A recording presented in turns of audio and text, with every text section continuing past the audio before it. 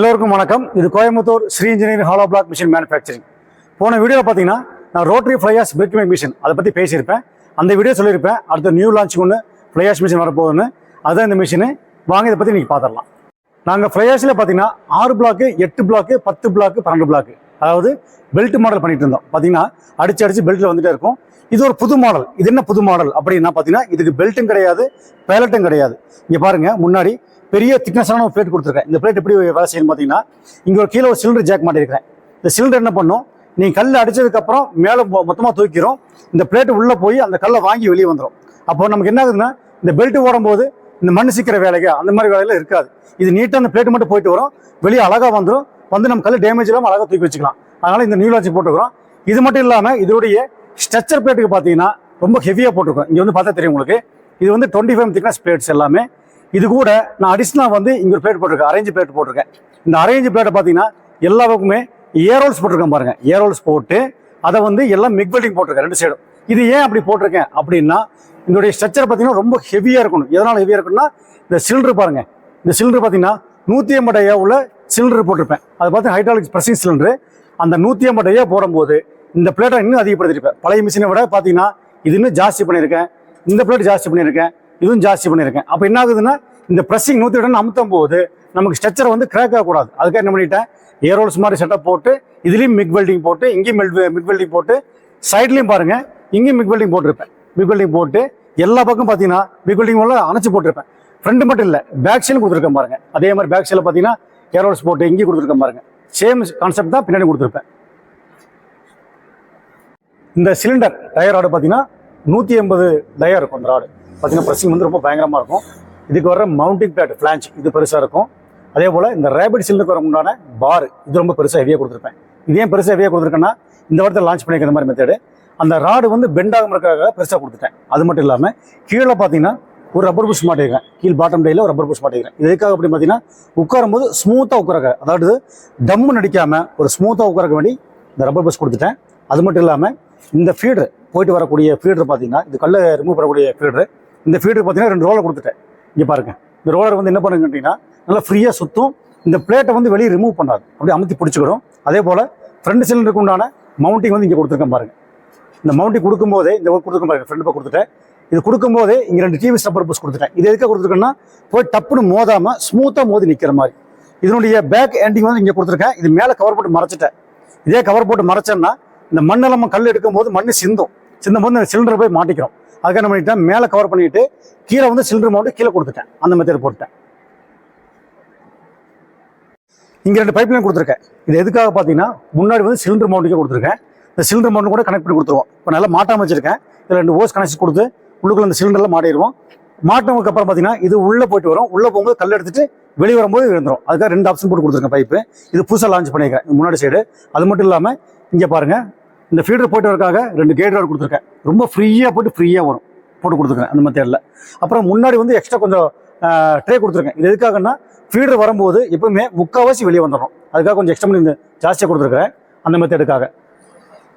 மிஷினுக்கு மேலே பார்த்தீங்கன்னா ஆயில் டேங்கை மாட்டியிருப்போம். இந்த ஆயில் டேங்கில் பார்த்தீங்கன்னா 100 லிட்டர் கெப்பாசிட்டி இருக்கும். அதாவது ஆயில் சர்க்குலேஷன் ஆகிட்டு இருக்கும். இந்த பவர் பேக்கிங் இருக்குது பார்த்தீங்கன்னா கீழே, இந்த பவர் பேக்கில் இருந்து ஆயில் வந்து மேலே சர்க்குலேஷன் போயிட்டே இருக்கும், சர்க்குலேஷன் பண்ணிகிட்டே இருக்கும். அப்படி ஆயில் பார்த்தீங்கன்னா இது மேலே இருக்கக்கூடிய டேங்க் கெப்பாசிட்டி பார்த்தீங்கன்னா 100 லிட்டர் கெப்பாசிட்டி, 100 லிட்டர் கெப்பாசிட்டி மேலே இருக்கிறது. அப்படியே கீழே வந்து பார்த்தீங்கன்னா இந்த பவர் பேக்கு இது பார்த்தீங்கன்னா 300 litre capacity oil tank power pack. அது கீழே பார்த்தீங்கன்னா இந்த மோட்டர் மாட்டியிருப்பேன். இது வந்து 15 HP கெப்பாசிட்டி உள்ள மோட்டர். இது கிராம்ப்டன் கிரீஸ் கம்பெனி. இதுக்கு பக்கத்துலேயே பார்த்தீங்கன்னா பம்பு மாட்டியிருக்கிறேன். இந்த பம்பு பார்த்தீங்கன்னா கூஜன் பம்பு 10/6ங்கிற மெஷர்மெண்ட்டில் மாட்டியிருப்பது. பார்த்துட்டு பம்பு ரொம்ப பெருசாகவும் ஹெவியாகவும் இருக்கும். கல் ப்ரெஸ்ஸிங் பண்ணும்போது ரொம்ப ஸ்ட்ரென்த்தாக கிடைக்கும். அதே போல் எல்லா வால்ஸுமே யூகான் வால்ஸ் போட்டிருப்பேன். அப்புறம் முக்கியமான விஷயம், இந்த ஏர் கூலர், வாட்டர் கூலர். இது பார்த்தீங்கன்னா உள்ளுக்குள்ளே வந்து வாட்டர் சர்க்குலேஷன் ஆகிட்டு இருக்கும். அதாவது ஒரு இன்னும் ஒரு அவுட்டு, நீங்கள் பெரிய தொட்டி கட்டினதுக்கப்புறம் ஒரு வாட்டர் வந்து ஒரு இன்னொரு அவுட் கொடுத்துரும். எதுக்காக அப்படின்னா, இங்கே வரக்கூடிய ஆயில் வந்து உள்ள சர்க்குலேஷன் ஆகும். அந்த ஆயில் வந்து சூடாகாமல் இருக்க வேண்டி இந்த வாட்டர் வந்து அந்த ஆயிலை வந்து கூல்படுத்திட்டே இருக்கும். அதுக்காக மேலே டேங்க் மேலே பார்த்தீங்கன்னா 2 பிரீத்தர் மாட்டியிருக்கிறேன். இது வந்து ஏர் ரிலீஸ் ஆகிறக்கா போட்டிருக்கேன். அது மட்டும் இல்லாமல் கீழே அப்படி பார்த்தீங்கன்னா ஒரு ப்ரீஃபில் வால்வ், அந்த பிளாக் கலருக்கு பார்த்தீங்களா, அது வந்து ப்ரீஃபில் வால்வ் மாட்டியிருப்பேன். ரொம்ப ஹெவியாக இருக்கும். அதான் மிஷினுடைய மூளையே பார்த்தீங்கன்னா நல்லா உள்ள ப்ரெஷ்ஷாக அமுத்தக்கூடிய வேலை தான் அந்த ப்ரீஃபில் வால்வ் வேலை. அப்புறம் இது வந்து ஸ்டோரேஜ் பாக்ஸ். இது பார்த்தீங்கன்னா ஃப்ளையாஷ் மிஷின் ரா மெட்டீரியல் விழுகும் போது அது ஸ்டோரேஜ் பாக்ஸ். இது கெப்பாசிட்டி பார்த்தீங்கன்னா உங்களுக்கு ஒரு 600 கேஜி பிடிக்கும் உள்ளுக்குள்ள, கெப்பாசிட்டி 600 கிலோ பிடிக்கும் உள்ளுக்குள்ள. அந்த மெத்தடில் போட்டிருக்கேன். அப்புறம் பைப் லைன்ஸ் எல்லாமே மேலே வந்து கனெக்ட் பண்ணி எல்லாமே அரெஸ்ட் பண்ணிட்டேன். எங்கேயும் வெளியே விழுகாத மாதிரி அரெஸ்ட் பண்ணி அங்கங்கே கிளான் போட்டு, அதாவது நம்ம இந்த ஸ்பீடு போயிட்டு வரும்போது இந்த பைப் லைன்ஸ் எங்கேயுமே அசரக்கூடாது. அதுக்காக என்ன பண்ணிட்டேன், எல்லா பக்கம் போட்டு லாக் பண்ணி நிறுத்திட்டோம். பைப் லைன் பார்த்தீங்கன்னா எல்லா பக்கம் போட்டு கிளாம்ப் போட்டு அரெஸ்ட் பண்ணி நிறுத்திடுவோம். அங்கே மட்டும் இல்லாமல் இங்கே பாருங்கள், பைப் லைன் இங்கேயும் கிளாம்ப் போட்டிருக்கேன், இங்கே அவுட்லையும் போட்டிருக்கேன், கீழேயும் போட்டிருக்கேன். இப்போ என்ன பண்ணிட்டு நான் எல்லா பக்கமே மேக்ஸிமம் முடிஞ்ச வரைக்கும் பைப்லேயே கொடுத்துட்டேன். அதாவது முடியாத பட்சத்தில் ஓஸ் கொடுத்து கனெக்ட் பண்ணுற மாதிரி முக்கால்வாசி எல்லாமே பார்த்தீங்கன்னா பைப் லைனில் கொடுத்துருக்கேன் பாருங்க எல்லாமே. அது மட்டும் இல்லாமல் இங்கே ஒரு சேஃப்டி கார்டு எதுக்காக மாதிரி இந்த ரோலர் இங்கே போயிட்டு வரும். இந்த ரோலர் பார்த்தீங்களா, இந்த ரோலர் போயிட்டு வரும்போது நம்ம யாரும் கை வச்சிடக்கூடாது. ஒர்க்கர்ஸ் பார்த்தீங்கன்னா தெரியாமல் கை வச்சிடக்கூடாது. அதுக்காக ஒரு சேஃப்டி கார்டு போட்டிருக்கேன். அது மட்டும் இல்லாமல் மண் உள்ளே விழுகக்கூடாது, அதுக்காக போட்டிருக்கேன். இது வந்து ஃபீடர். இதை வந்து ஃபீடர் பார்த்தீங்கன்னா இது ஒரு திக்னஸ் பார்த்தீங்கன்னா 12 போட்டிருக்கேன். சைடு பார்த்தீங்கன்னா 20 போட்டிருக்கேன். இது ரொம்ப மெயினான விஷயம். இது வந்து தேய்மானம் கூடாது. நடுவில் வந்து ஒரு ஓப்பன் கொடுத்துருக்கேன், அதுக்குள்ளே வந்து மண்ணு போய் விழுகும். அந்த மெத்தடு. இதுக்குண்டான சிலிண்டர் இங்கே போட்டிருக்கேன். இப்போ சிலிண்டர்ஸ் பார்த்தீங்கன்னா எதுவுமே நான் ஓஸ் கனெக்ஷன் கொடுக்காம வச்சிருக்கேன். ஏன்னா இது டெலிவரி கிட்டே நிற்கிறனால, இது டெலிவரி கிளம்புது, அதனால தான் எதுவுமே கனெக்ஷன் கொடுக்காம வச்சிருக்கேன். சைடில் போனதுக்கப்புறம் தான் நாங்கள் எல்லாம் கனெக்ஷன் கொடுப்போம். நாங்கள் பண்ணக்கூடிய பிளேட்ஸ் ஆகட்டும், சேனல் ஆகட்டும், எல்லாமே லேசர் கட்டிங் தான். சேனல் உள்பட எல்லாத்துக்குமே லேசர் கட்டிங் வச்சிருக்கோம். லேசர் கட்டிங் மொத்தம் 3 மிஷின் வச்சிருக்கோம். சேனல் கட்டிங்காக ஒன்று, திக்னஸ் பிளேட்டுக்கு ஒன்று, திக்னஸ் கம்மியாக ஒன்று, எல்லாமே லேசர் கட்டிங் தான். பாருங்கள் லெக்கில் எவ்வளோ அழகாக இருக்குது பாருங்கள். லெக்கில் எவ்வளோ அழகாக வெட்டி போட்டிருக்க பாருங்கள். இதில் பார்த்தீங்கன்னா 0 இருக்கும் எல்லாமே.